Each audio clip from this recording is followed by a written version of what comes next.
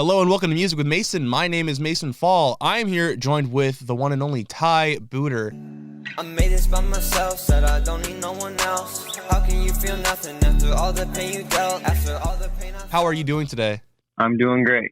All right, just to start off, how did you get into sound engineering and how did you get into rapping? Well, I kind of started with the sound engineering when I started rapping. So like probably 4 years ago, I was kind of just messing around with music. And I wanted to sound better. I was recording on my phone on GarageBand. And I wanted to sound better, so I started learning how to mix on my phone, mix and master songs through GarageBand, and then that stemmed into I got a computer. Like they both kept going up at the same time. And then the support just came rolling in as soon as you just started posting it online? Yep, basically. So who really inspired you to start doing this? Really, I don't have like a set inspiration. I have I had people around me who were pushing me to keep going once they heard me. Like Jaime, he kept pushing me to, he's always been there throughout the music thing, so I always had like support. Right. But yeah. So we know that you recently not recently, but you dropped your EP on all over different platforms called Time Will Tell. Mm-hmm. How did you get to meet YNE See No, YNE Bozo, No Good, and K3? How did you get to know them? So I'll start with K3. I met him through a mutual friend a couple of years ago, and we started working on music. But like me and him are like locked in now. Like so, yeah. I just met him through a mutual friend, and we just started making music together. He's like my duo, basically. Me and him always make songs, always have some shit going on. Really? Whiny, No, and Bozo, and No Good Pluto, they, I don't know how I heard their music, but I knew of them. I just can't remember how.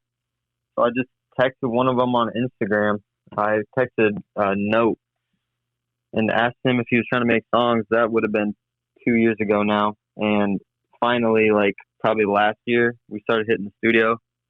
Carousel Studios, I don't know if you know what that is, but Carousel Studios in Des Moines. Me, him, Bozo, Pluto, all of us, we've been making songs. So going along with the list of people that you met, we recently did an interview with Infidel the Believer. How did you end up collabing with him? I don't remember how I met him. But he, like, it wasn't even on music. It wasn't music related. And then he started I knew him, and then he started making music, and I had already been making music. So then we started just working off of each other, just he would make a song for me to get on. I'd made him a couple songs to get on. But yeah. You guys just became like good friends and just started, you became... Yeah, we were friends originally, yeah. So how did you meet him at first? I can't really remember. I think it was through another mutual friend. Yeah. So do you have a reason why you're so passionate about being a sound engineer or a rapper? I'm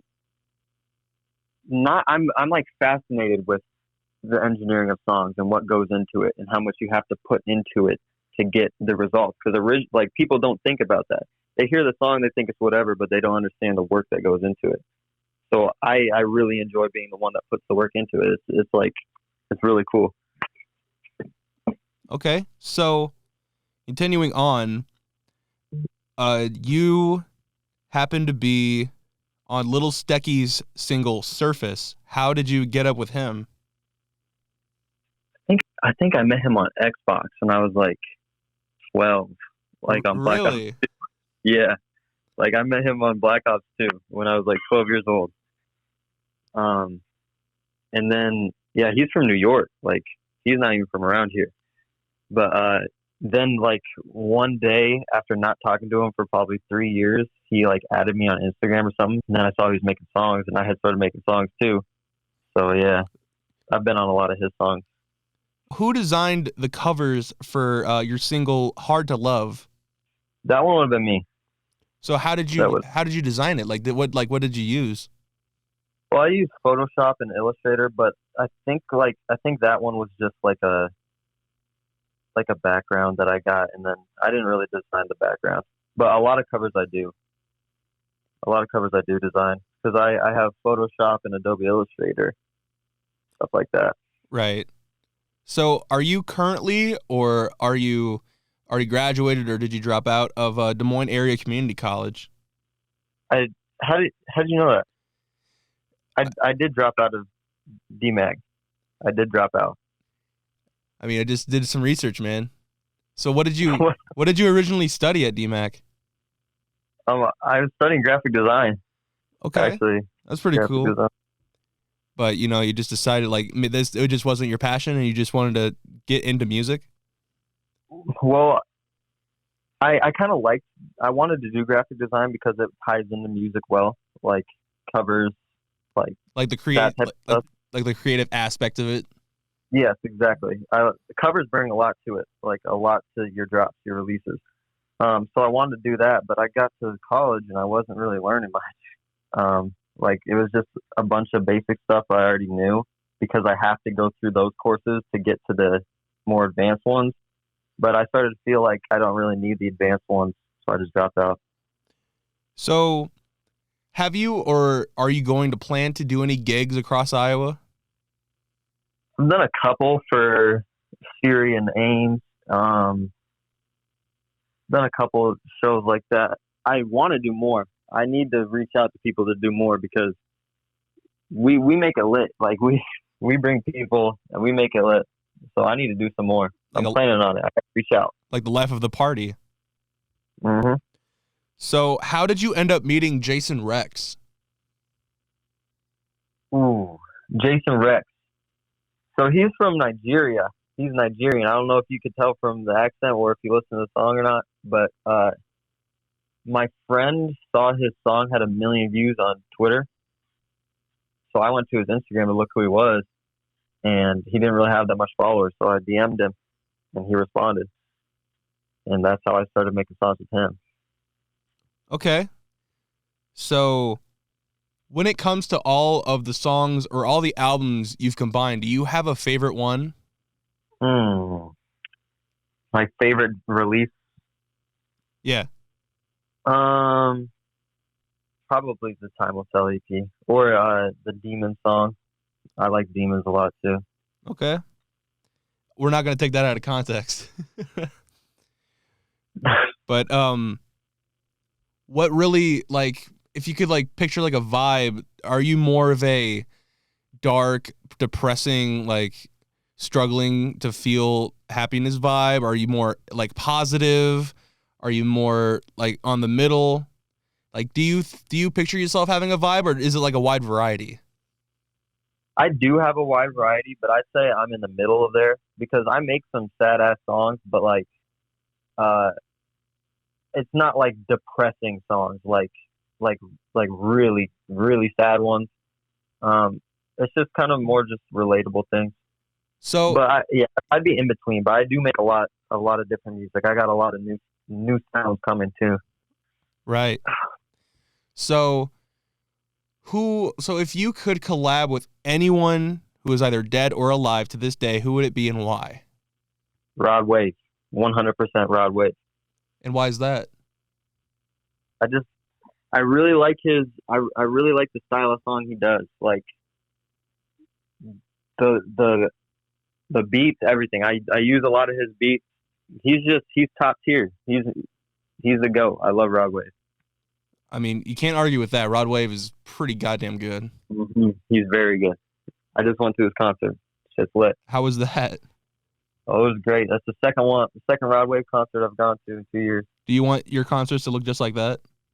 Oh, yeah. Sold out. Everybody packed in there.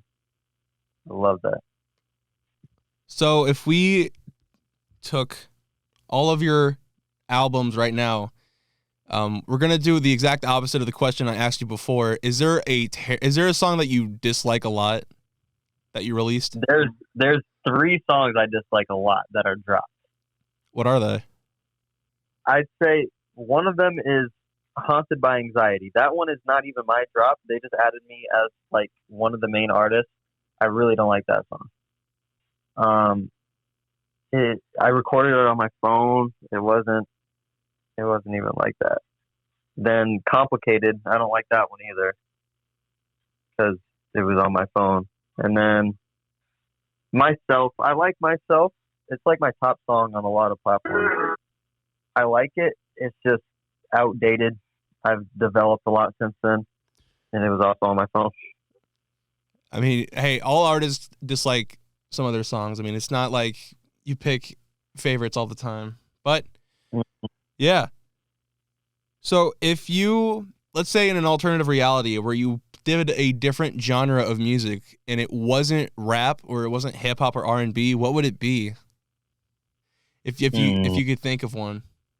It'd probably be some hyper pop. Really? That's fire. I like that. Okay. I like hyper pop. You got any favorite hyper pop bands or anything? Or any artists? Not really. I don't really listen to it, but I see it when it comes up on like my Instagram or something. I'm like, damn, it actually it's kind of hard. So I'll listen to it for real, but I have listened to the type beats on YouTube. That it's really like energetic, like it hits. I like it. So if we took 80s, 90s, early 2000s, and 2010s rap artists, which one was the best era, would you say? 2010. Really? For sure. Okay. Yeah. Who in 100. 2010 would you say is better than all the other ones? Well, I'm trying to think of influential ones who really Chief Keef blew its drill up. Damn, on the spot. I just think of the Chicago drill stuff in the 2010s, Chicago drill, Young Pappy, All right. Chief Keef, Rondo Number 9, all them. That was different. You can't top that. The Chicago movement. You Right. can't top it. Right. So if you could picture yourself on stage and if you wanted one person out in the crowd watching you the whole time, who would it be? One person in the crowd watching me. Like they had to be there. Mm-hmm. Ooh, damn, that's a hard question. Am I already am I famous? Am I right now? What situation is it? It's the start of your show and the crowd's out there. You can see there's hundreds and thousands of people out there, but you're looking for one specific person and you're about to start singing. I can't even answer. I know what I say, but I can't even answer it right now. Okay, yeah. We'll keep it under the radar. It's fine. Yeah. So, I mean, would you prefer rapping with a group of people, do a duo, or just by yourself? I like a group. I got a group I work with right now. K3, Tasty, Louise. We already got a little group. I love feeding off each other's energy. Right. Yeah, it's you work better with other people. Mm-hmm, definitely. So, what is the future for you? Just the music, the musician yourself. What is are we going to see more albums? Is there going to be more concerts? Are we going to see another single drop? What's the future of it? There's definitely, I'm working on it. Well, I got an EP right now I could drop. I'm probably going to drop that soon. There's only one feature on it, maybe two if I get somebody else on there. But definitely, I like EPs a lot. I like keeping it 2, 3, 4 songs. I don't really like albums because I feel like people won't listen to all of it. And I want people to hear everything I do. So I'll definitely drop more of those. And then I'm trying to get more shows. I need shows. I haven't been really working on it, but performing is crazy. I love performing. So definitely more shows. All right. So 2024 is right around the corner. Do you have any goals to complete before 2025? I want to probably maintain a high number of Spotify monthly listeners. Like this year, it dropped like really bad. I was getting a lot of streams or a lot of listeners. A couple of years ago, I was maintaining like 3,500, 4,000 monthly listeners, and now I dropped way low because I wasn't dropping music. So I'm trying to get that back up. I want to have like 2,000 monthly listeners, hopefully around 50,000 streams for that year. I think is reasonable if I consistently drop. Those are probably my top goals. Okay. So I think we're going to be down to our last question. Okay. I ask everyone this at the end of the show, at the end of whatever we're talking about. If you could tell all the young aspiring musicians and rappers and performers and whoever it is who wants to perform out there that are really struggling right now but really want to make it work and they're passionate about it, what would you tell them right now? That your passion is everything. Like you got to listen to your heart with it. Do what your heart's telling you to do. Just keep pushing, because you'll always have slumps, and you can always come out of slumps, no matter if it's like you got writer's block or you can't find the right sound. If you just keep going, it'll all work itself out. That's what's supposed to happen. All right. Well, I just want to say thank you so much for being on my show today.